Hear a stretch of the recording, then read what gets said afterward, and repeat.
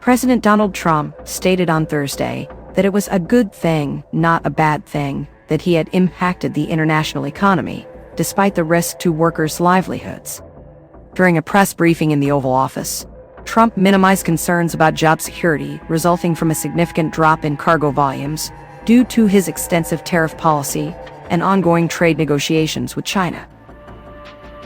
A reporter noted that traffic at U.S. ports had significantly slowed, causing thousands of dock workers and truck drivers to worry about their jobs. Trump interrupted, saying, "That means we lose less money, you know? When I see that, that means we lose less money." He claimed that China had been making over $1 trillion, $1.1 trillion, in my opinion. Trump continued, "And frankly, if we didn't do business, we would have been better off. So when you say it slowed down, that's a good thing, not a bad thing." Trump's perspective suggests that reducing trade with China might decrease the country's trade deficit. However, he appears to misunderstand what a trade deficit is and its size. Contrary to Trump's large estimate, America's trade deficit with China was only $295.04 billion in 2024.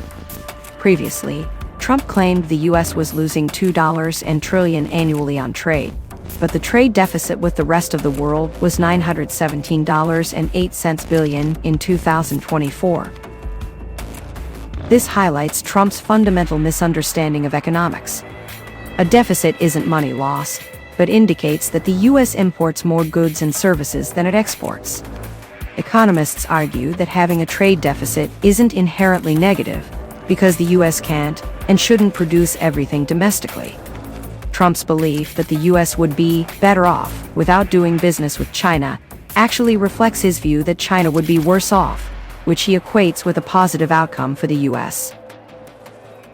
However, Trump's economic model overlooks the impact on actual workers, whose jobs at U.S. ports will be affected by a sudden reduction in trade. In Seattle, Port Commissioner Ryan Calkins mentioned to CNN that there were no container ships at berth. He noted that while this occasionally happens during normal times, it is quite rare, and seeing it now serves as a stark reminder of the tariff's real implications. Ports in Los Angeles and Long Beach, California, have already experienced a 44% drop in docked vessels compared to the same time last year, according to NBC4 News. Trump also seems unconcerned about consumers who will soon face shortages of goods from other countries and inevitable price increases on the limited products available. The president has suggested that concerns over shortages are trivial, comparing them to having fewer dolls and pencils.